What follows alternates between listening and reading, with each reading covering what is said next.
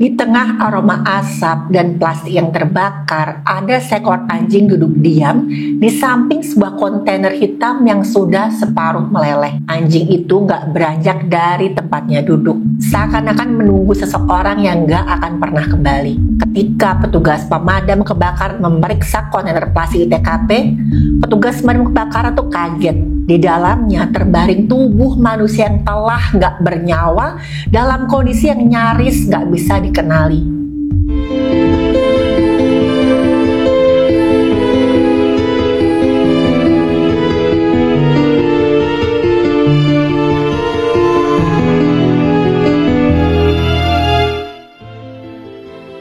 Halo, saya Dr. Stefani.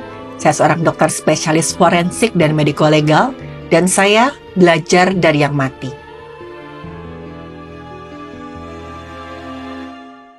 Petugas pemadam kebakaran tiba-tiba aja mendapatkan laporan kalau ada kobaran api di sebuah lahan kosong. Ketika mereka tiba di lokasi, ternyata api tersebut berasal dari sebuah kontainer plastik yang ada di pinggiran lahan. Tapi anehnya, di samping kontainer tersebut ada seekor anjing yang terus-menerus menggonggong dengan ributnya. Petugas pemadam kebakaran kemudian bekerja dengan cepat untuk memadamkan api. Mereka pun lanjut memeriksa apa yang ada dalam kontainer plastik tersebut.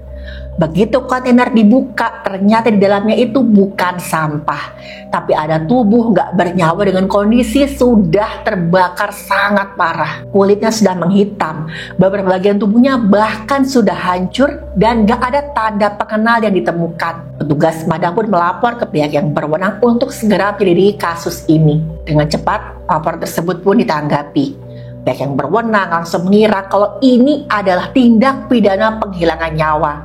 Dan pelaku mencoba untuk menyamarkan bukti kejahatannya. Karena kondisi korban yang terbakar biasa itu digunakan untuk menghilangkan jejak. Pihak yang berwenang pun mengevakuasi tubuh nggak bernyawa yang ditemukan dan mengirimnya ke rumah sakit untuk diperiksa oleh tim forensik. Tapi mereka sempat mendapat gangguan dari seekor anjing yang dari tadi duduk di samping kontainer plastik tersebut. Anjing terus menggonggong dengan galaknya kalau ada yang berani mendekat. Ketika diamankan, anjing tersebut berusaha membebaskan diri dan balik lagi ke samping kontainer plastik. Pihak yang berwenang pun penasaran teman-teman. Anjing itu sebenarnya siapa sih? Kenapa terus-terusan seakan-akan tuh mau menjaga kontainer tersebut? Anjing ini sampai gak mau pergi loh. Sampai menggonggong dengan galak ketika kontainer tersebut mau dipindahkan. Dan lebih aneh lagi nih teman-teman. Ketika keesokan harinya pihak yang berwenang balik lagi ke lahan tersebut, anjing itu masih ada di sana. Bahkan posisinya sama seperti terakhir kali dia ditinggal. Walaupun sekarang anjing itu sudah nggak menggonggong lagi. Pihak yang berwenang kemudian mendapat ide. Mereka memeriksa identitas anjing tersebut. Pihak yang berwenang berharap mereka bisa tahu identitas korban yang ditemukan berdasarkan anjing yang ada di TKP. Setelah dia periksa, ternyata anjing tersebut bernama Titan. Miliknya adalah seorang wanita berinisial M. Yang berwenang pun curiga kalau sebenarnya ini jangan-jangan tubuh nggak bernyawa yang ditemukan di TKP itu yang sudah terbakar hangus adalah M. Sambil menunggu hasil pemeriksaan dari tim forensik, pihak yang berwenang pun mendatangi tempat tinggalnya M. Begitu mereka masuk, gak ada orang kelihatan sama sekali dalam tempatnya si M tadi. TV-nya bahkan masih menyala. Pintu lemari terbuka lebar. Semua barang pribadinya M termasuk pakaian, tas, dan laptop semuanya hilang. Yang tersisa cuma kalung anjing milik si Titan tadi di atas meja makan dan sebuah piring makanan hewan yang sudah kering. Selain itu, mobilnya M juga hilang gak tahu kemana. Pihak yang berwenang pun mencoba mengungkap kasus ini. Semakin kuatlah dugaan pihak yang berwenang kalau ini memang tindak pidana penghilangan nyawa disertai pencurian barang-barangnya M. Pihak yang berwenang pun semakin yakin nih kalau tubuh yang terbakar itu adalah M. Mereka mulai meriksa beberapa CCTV dan juga minta keterangan dari tetangga di sekitar rumahnya M. Mereka penasaran nih, ada nggak hal mencurigakan yang terjadi dan sempat kelihatan di sekitar tempat tinggalnya M. Dari hasil penyelidikan, pihak yang berwenang menemukan kalau sebulan terakhir ini M tinggal bersama sepupunya. Seorang laki-laki, kita sebut saja namanya inisial D. Para tetangga bilang mereka tuh sering banget mendengar M ini bertengkar sampai teriak-teriak sama D. Dan waktu itu tetangga nggak mau ikut campur, jadi mereka biarin aja lah. Salah satu tetangga bahkan pernah bilang, itu sempat melihat M pergi bersama D menggunakan mobil miliknya M. Tapi setelah itu nggak ada lagi yang pernah melihat M kembali ke rumahnya. Setelah melakukan pelacakan, pihak yang berwenang akhirnya menemukan barang-barang pribadinya M di sebuah lokasi yang berada di sekitar tempat tinggalnya M. Tapi mobilnya belum bisa ditemukan. Pihak yang berwenang pun langsung fokuskan pencarian ke arah mobilnya M dan juga ke D. Dan teman-teman tahu, D ternyata punya catatan kriminal yang lumayan panjang.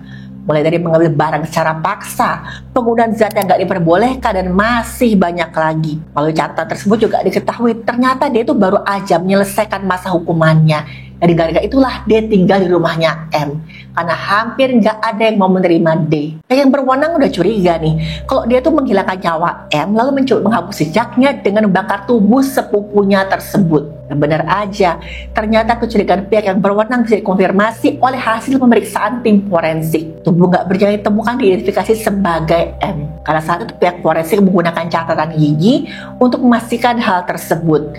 Selain itu, mereka juga menemukan ada luka bekas senpi di bagian dadanya M, yang berarti M dihilangkan nyawanya sebelum tubuhnya dibakar. Dalam laporan, tim forensik menyebutkan ada beberapa hal penting yang sering terjadi pada kasus semacam ini. Pelaku penghilangan nyawa yang membakar korban biasanya ingin menghilangkan identitas biologisnya korban, tapi api justru meninggalkan pola karbonisasi khas pada tulang dan jaringan yang membantu menentukan waktu hilangnya nyawa. Dan pada kasusnya M, residu bahan bakar yang menempel di kontainer buat pihak forensik bisa memperkirakan kapan pembakaran kira-kira dilakukan. Yang berwenang mulai melakukan pencarian besar-besaran terhadap D, karena seperti yang sudah dijelaskan sebelumnya, M terakhir kali kelihatan bersama D.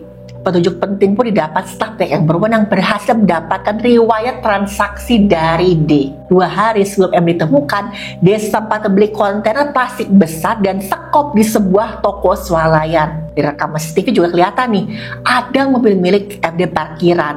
Di kursi belakang kelihatan ada kepala si Titan, anjing milik M yang menjulur keluar dari jendela. Kelihatan jelas banget di situ. Titan ada di kursi belakang dan kelihatan kepalanya dari jendela yang separuh kebuka. Dan rekaman itu menunjukkan bahwa M kemungkinan besar saat itu sedang bersama D. Yang berwenang pun semakin teliti dalam mencari keberadaannya D. Akhirnya, titik terang pun kelihatan ketika ada yang melaporkan kalau mobilnya M kelihatan melintas di kota lain. Dan yang mengendarainya, teman-teman tahu, seorang pria dengan ciri-ciri yang sangat mirip dengan D. Yang berwenang langsung melakukan pengejaran terhadap mobil tersebut. Dan ketika mobil itu didekati, pengendaranya malah menambah kecepatan. Terjadilah kejar-kejaran di jalan raya dengan kecepatan mencapai 160 km per jam. Pada akhirnya, mobil tersebut menabrak kendaraan lain dan terguling di depan sebuah minimarket. Dan dari dalam mobil, D pun keluar. Dia masuk ke dalam minimarket dan sembunyi dalam sana. Pihak yang berwenang langsung mengejar ke dalam minimarket. Mereka menemukan D bersembunyi di belakang salah satu rak yang ada di minimarket. Pihak yang berwenang dengan cepat menenggus D dan membawanya ke kantor untuk diperiksa lebih lanjut. Ketika mobil digeledah, pihak yang berwenang menemukan sesuatu yang menjadi bukti yang paling penting, yaitu teman-teman, sebuah senpi di lantai depan mobil. Setelah dibawa ke laboratorium balistik, hasil uji menunjukkan bahwa timah panas yang ada di senpi tersebut sama dengan luka yang ada di tubuhnya M. Dalam pemeriksaan forensik, luka bekas senpi itu harus diperiksa dengan sangat teliti, karena bisa mengungkap perkiraan jarak, arah masuk ke timah panas jenis senpi hingga sebab hilangnya nyawa. Dokter forensik pertama-tama mengamati luka dari luar, di mana luka masuk biasanya kecil dengan tepi lecet atau terbakar. Kadang-kadang disertai bubuk besi juga dilakukan dari jarak yang dekat. Sedangkan luka keluar biasanya lebih besar dan tepinya nggak teratur karena tekanan dari dalam tubuh. Timah panas terserpihan dan diambil sebagai barang bukti, seringkali dengan bantuan ronsen untuk melihat posisi tanpa buka tubuh sepenuhnya. Dan semua detail ini harus dicatat dalam laporan otopsi, karena bentuk luka, kedalaman, dan jejak mesiu bisa menjadi petunjuk penting dalam mengungkap sebuah kasus. Dalam kasus ini, luka bekas senpi semakin meyakinkan kalau D adalah pelakunya. Dan di ruang interogasi, D awalnya menolak untuk bicara. Pihak yang berwenang terus menunjukkan bukti-bukti yang mengarah padanya. Ketika rekaman CCTV ditayangkan, barulah D pun mengaku. Setelah penyidikan, muncul satu fakta lain dalam kasusnya M, M ini sebenarnya sering banget membantu D, meskipun dia tahu kalau sepupunya itu punya catatan kriminal yang nggak main-main. M membiarkan D tinggal bersamanya, memberi makanan, bahkan sampai membantu mencari pekerjaan. Tapi kebaikan itu justru dibalas dengan kekejaman. Air susu dibalas dengan air tuba. Bidik yang berwenang pun mengaku kalau bukan karena Titan yang masih setia menunggu di samping tubuh M yang terbakar, mungkin kasus ini nggak akan pernah terpecahkan. Berita tentang M pun menjadi heboh, dan Titan, anjing kesayangan milik M, dianggap sebagai pahlawan oleh semua orang. Karena nggak secara langsung nih, Titan juga yang memecahkan kasus penghilangan nyawa dari pemiliknya. Sementara itu proses hukum mulai berjalan. Semua bukti dikeluarkan diperlihatkan oleh pihak yang berwenang. Dan selama persidangan, D jarang banget bicara. Lebih banyak bengong, menunduk seakan-akan merasa bersalah. Dan ketika hakim minta dia untuk berikan pernyataan, teman-teman tahu dia cuma bilang seperti ini, saya nggak pernah bermaksud sejauh itu. Tapi jelas, kata-kata itu nggak bisa menghapus kenyataan kejam yang sudah dia perbuat. Yang berwenang pun menegaskan kalau tindakan D ini dilakukan dengan rencana yang sangat matang. Dia sudah beli perlengkapan untuk menghilangkan jejak, memilih lokasi yang terpencil dan membakar tubuhnya M. Semua unsur kejahatan berencana sudah terpenuhi. Hakim pun menjatuhkan hukuman paling maksimal yang bisa diberikan pada D. Setelah persidangan, salah satu anggota keluarganya M itu mengatakan kepada media seperti ini, M adalah orang yang mudah percaya dan baik hati.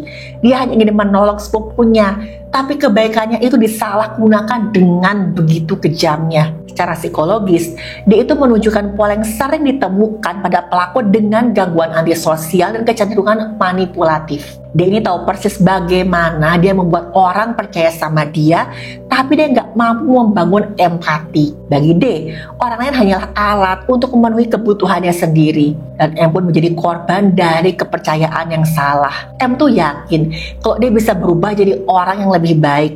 Tapi nyatanya, perilaku seorang tuh nggak bisa berubah begitu aja. Pada akhirnya M harus kehilangan nyawa gara-gara kepercayaannya tersebut. Titan pun kemudian diadopsi oleh temannya M. Beberapa hari setelah masuk lingkungan baru, Titan sempat sulit makan dan sering menatap keluar jendela seakan-akan menunggu M untuk datang menjemputnya. Pemilik yang sekarang pun fokus untuk menyembuhkan trauma yang dialami oleh Titan. Sampai hari ini Titan masih hidup dan namanya selalu dikenang sebagai anjing yang membantu memecahkan kasus kriminal. Setelah kasus ini, pihak yang berwenang pun juga membuat sistem baru. Sekarang mereka menggunakan sistem pendataan hewan peliharaan sebagai salah satu cara identifikasi tambahan dalam kasus orang yang hilang. Dan saya berharap semoga kasus seperti itu nggak pernah terulang lagi. Karena kebaikan seorang tuh nggak boleh disalahgunakan. Kasus ini terjadi di Amerika sekitar tahun 2023. Dan kasus ini terselesaikan karena kerja pihak yang berwenang yang sigap dalam mengungkap kasus. Dan juga karena peranan seekor anjing bernama Titan. Teman-teman, dari kasus ini kita belajar bagaimana untuk selalu waspada walaupun pada teman yang dekat atau saudara kita. Kejahatan itu bisa terjadi pada kita dan faktornya bisa dari orang terdekat kita. Tapi pada kasus ini justru terjadi sesuatu hal yang ironis sebenarnya. Karena salah satu yang memecahkan kasus ini adalah bagian terdekat dari korban, yaitu anjing peliharaannya. Dan teman-teman, ada yang suka atau mungkin ada yang gak suka pada hewan seperti anjing. Tapi gak suka bukan berarti harus menyakiti. Dan saya gak mendukung kekerasan pada hewan. Karena seperti pada kasus ini, anjing bisa jadi hewan yang mengungkap satu kebenaran. Sekali lagi saya tegaskan, stop kekerasan pada hewan.